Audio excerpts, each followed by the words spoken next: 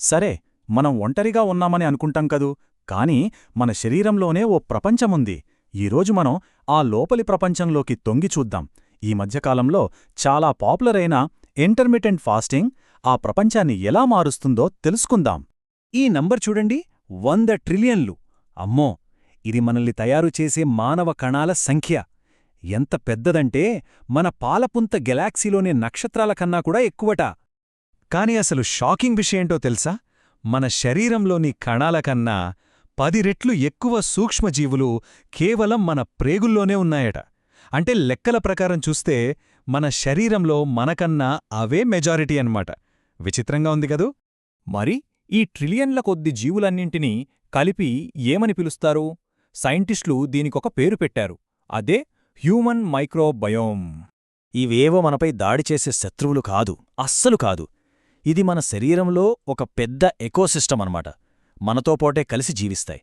ఒక రకంగా చెప్పాలంటే మన లోపల ఒక సజీవమైన తోట ఉన్నట్టు, లేదా రద్దీగా ఉండే ఒక నగరమున్నట్టు ఊహించుకోవచ్చు. ఇప్పుడు అసలు విషయానికొద్దాం. ఈ మధ్య బాగా పాపులర్ అయిన ఒక లైఫ్ స్టైల్ ట్రెండ్ గురించి సైంటిస్టులు ఏం కనుక్కుంటున్నారో చూద్దాం. ఇంటర్మిటెంట్ ఫాస్టింగ్ అంటే సింపుల్గా చెప్పాలంటే మనం ఏం తింటున్నామని కాదు, ఎప్పుడు తింటున్నాం అనేదే ముఖ్యం. ఇందులో చాలా పద్ధతులున్నాయి. కొందరు రోజులో కొన్ని గంటలే తింటారు, ఇంకొందరు వారంలో కొన్ని రోజులు తక్కువగా తింటారు. ఇలా రకరకాలుగా చేస్తారన్నమాట. అయితే ఇక్కడే మన అసలు ప్రశ్న వస్తోంది. మన తినే సమయాల్ని ఇలా మార్చినప్పుడు మన లోకల నివసిస్తున్న ఆ ట్రిలియన్ల సూక్ష్మజీవుల పరిస్థితి ఏంటి? వాటికేమవుతుంది? ఈ ప్రశ్నకు సమాధానం కోసం సైన్స్ ఏం చెప్తుందో చూద్దాం. రీసెంట్గా జరిగిన ఒక పెద్ద స్టడీ, అంటే ఒక సిస్టమాటిక్ రివ్యూ, ఈ రెండిటి మధ్య ఉన్న లింక్ను అర్థం చేసుకోవడంలో మనకు చాలా హెల్ప్ చేస్తుంది.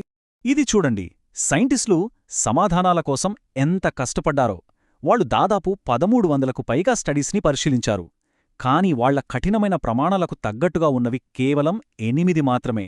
అంటే ఫైనల్ ఎనాలిసిస్కి వచ్చింది ఆ 8 స్టడీస్ మాత్రమే. దీన్ని బట్టి వాళ్ల రీసెర్చ్ ఎంత పక్కాగా ఉందో అర్థం చేసుకోవచ్చు. మరి ఇంత కష్టపడి చేసిన రీసెర్చ్లో ఏం తేలింది? సింపుల్గా చెప్పాలంటే అవును, ఇంటర్మిటెంట్ ఫాస్టింగ్ మన గట్లో ఉండే బ్యాక్టీరియాని ఖచ్చితంగా ప్రభావితం చేస్తుంది. వాటి సంఖ్య, వాటిలో ఉండే రకాలు, వాటి కాంబినేషన్ అన్నీ మారుతాయట. అయితే కథ ఇక్కడతో అయిపోలేదు. ఎందుకంటే ఈ మార్పులు మనం అనుకున్నంత సింపుల్గా లేవు. దీని వెనక చాలా కాంప్లెక్సిటీ ఉంది. ఈ రీసెర్చ్లన్నింటిలోనూ తేలిన ఒకే ఒక్క కీలకమైన విషయం ఏంటంటే ఫలితాలు చాలా రకరకాలుగా ఉన్నాయి. కొన్నిసార్లు ఒకదానికొకటి సంబంధం లేకుండా విరుద్ధంగా కూడా ఉన్నాయట. సైంటిస్టులు దీన్నే హెటిరోజెనిటీ అంటారు. అంటే చాలా వైవిధ్యం ఉందన్నమాట. ఈ తేడా ఎంతలా ఉందో చూడండి. ఉదాహరణకు బ్యాక్టీరియోడెట్స్ అనే ఒక రకం బ్యాక్టీరియా ఉంది కదా. కొన్ని స్టడీస్లో ఉపవాసం వల్ల ఇది పెరిగితే, మరికొన్ని స్టడీస్లో ఇది తగ్గిపోయింది. ఒకే రకమైన ఫాస్టింగ్, ఒకే రకమైన బ్యాక్టీరియా, కాని ఫలితాలు మాత్రం వేరువేరు.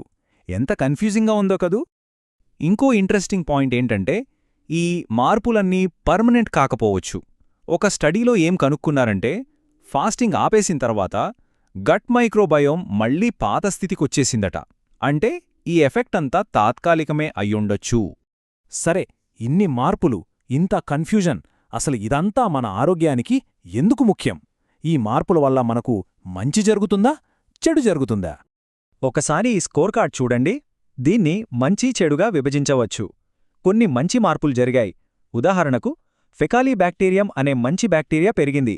ఇది ఒంట్లో మంట, అంటే ఇన్ఫ్లమేషన్ను తగ్గిస్తుంది. కాని అదే సమయంలో ఇన్ఫ్లమేషన్ను పెంచే ప్రోటియోబ్యాక్టీరియా లాంటి కొన్ని చెడు బ్యాక్టీరియాలు కూడా పెరిగే అవకాశముందని తేలింది. కాబట్టి మనం ఫైనల్గా గుర్తుపెట్టుకోవాల్సిన విషయమేంటంటే ఇంటర్మిటెంట్ ఫాస్టింగ్కి మన గట్ ఆరోగ్యానికి మధ్య లింక్ ఉంది. కాని అది చాలా సంక్లిష్టమైనది. ఇదొక మ్యాజిక్ బుల్లెట్ కాదు. ఇందులో కొన్ని ప్లస్సులున్నాయి, కొన్ని మైనస్లు కూడా ఉండే ఛాన్స్ ఉంది. చూశారు కదా, మనం సాధారణంగా ఏం తినాలి అనే దాని గురించే ఎక్కువగా ఆలోచిస్తాం. కాని ఈ రీసెర్చ్ అంతా మన ముందు ఒక కొత్త ప్రశ్నను ఉంచుతోంది.